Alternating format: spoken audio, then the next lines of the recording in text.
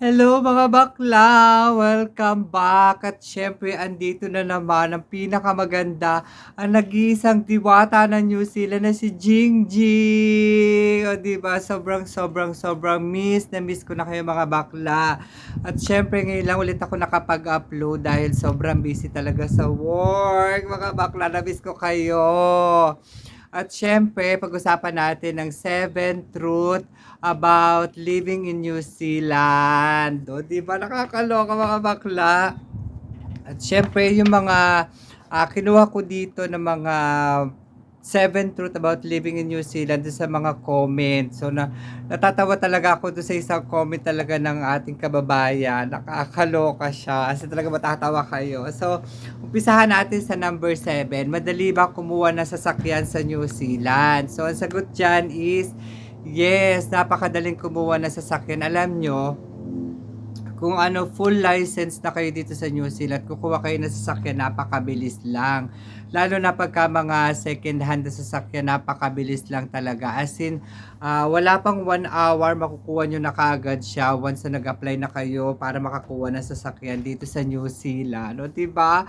Kaya doon sa mga papunta dito, nandito na willing or talagang plano na talagang bumili ng sasakyan or hulugan. So, napakabilis lang talaga. As in talagang sinamahan namin yung friend namin dati sa Christchurch. As in talagang matagal pa yung biyahe kaysa dun sa pagkuha ng sasakyan. As in talaga wala pang 1 oras.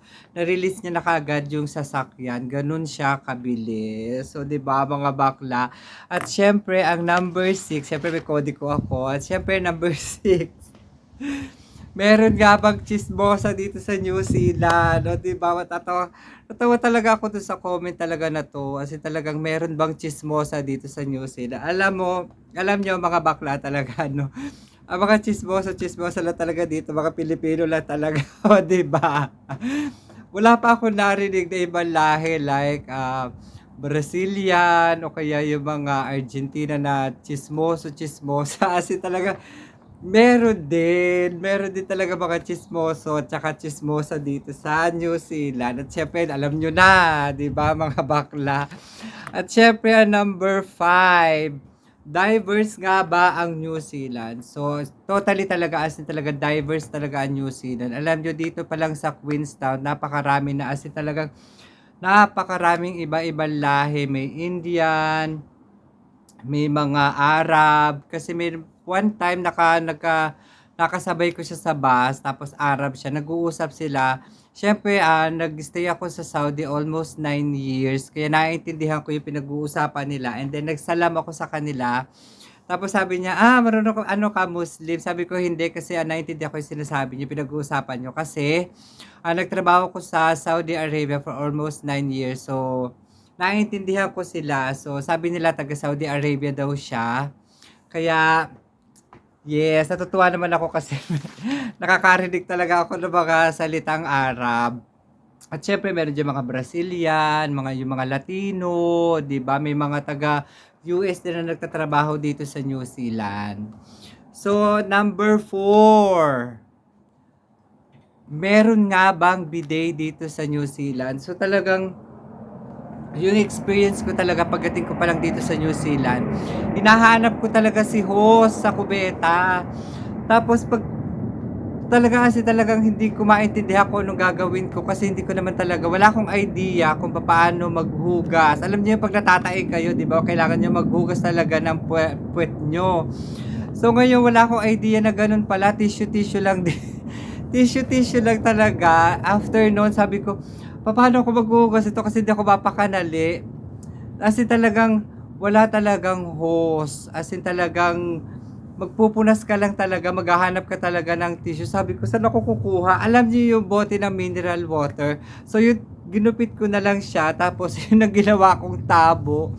Tapos after nun, siguro mga 3 weeks, talaga naghanap talaga ako dito sa mga supermarket ng tabo at saka timba. Kasi talaga hindi ako mapakanali na punas-punas lang. Lalo na pagka yung talagang pumunta ka ng mga mall, as in talagang wala ka talaga makikita doon na bidet. As in talaga tissue lang. Makikita mo sa kanan mo, tissue lang talaga. Yun lang talaga ang tanging pamuna. So, di ba nakakaloka? Kasi talaga, wala talaga siya panghugas. As in talagang, nasanay kasi ako na tubig-tubig. So, yan, number 3, meron nga ba mga pulubi or homeless people dito sa New Zealand?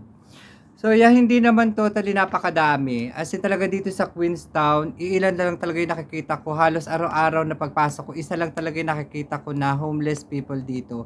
Talagang after noon, tapos naririnig ko pinag-uusapan ng iba na nabigyan na daw yun ng bahay, pero choice niya na magpakalat-kalat lang. Hindi ko alam kung paano nangyari yun or totoo na binigyan talaga ng government dito sa New Zealand yung homeless na yun. Pero hanggang ngayon nakikita ko pa rin siya talaga. Kasi talagang nagpapalakad-lakad lang siya, may bitbit siyang plastic bag na itim. Siguro mga gamit niya yon. So number 2, accept nga ba ang LGBTQ member dito sa New Zealand? Absolutely yes! 100% acceptable po ang mga LGBTQ. O di ba? Kita niyo naman ang ganda-ganda ko. Talaga accept ako ni New Zealand dito kahit ako isang Becky Mon. As in talagang puwedeng magpakasal dito ang lalaki sa lalaki, babae sa babae. As in talaga accept talaga nila kaya maghahanap ako ng mapangasawa dito. Oo, maghahanap talaga ako, kaloka. Gusto ko talaga ng ng foreigner, agad-agad. So ito number 1, zero crime nga ba ang New Zealand? So, isipin niyo na lang 'no, kahit sa ka mapuntang bansa, hindi talaga maiiwasan yang mga crime-crime na 'yan. Alam niyo kung bakit? May mga part dito sa New Zealand na talagang meron talagang nagaganap na crime. Hindi naman totally zero crime talaga dito, pero, um parang Auckland doon malimit talaga magkaroon talaga ng mga eksenang gano'n. Pero dito sa Queenstown wala pa naman ako naririnig na bahay na pinasok, merong ganyang barilan, wala naman akong naririnig pa. At saka alam niyo, napaka-safe naman dito sa Queenstown as in, kasi minsan nakakalimutan talaga naming i-padlock talaga main door. So, paggising ko sa umaga bukas pa rin siya. So, wala naman siya nagaganap na eksena na pinasok kami, ganyan. At saka wala akong naririnig dito sa Queenstown na pinasok, na nakawan, ganyan. So, sa ibang lugar, talagang meron. So, yan mga bakla, o 'di ba? 7 truth about living in New Zealand. Sana nagustuhan nyo ang video ito. At syempre, thank you so much sa inyong lahat. Na-miss ko talaga kayo mga bakla. Kung nagustuhan nyo ang video ito, please don't forget to subscribe and hit the bell button notification para updated kayo sa aking mga susunod na mga videos. At syempre, ang nag-iisang diwata ng New Zealand na si Jingjing. Thank you for watching. MYMP, make your mama proud. And I love you all.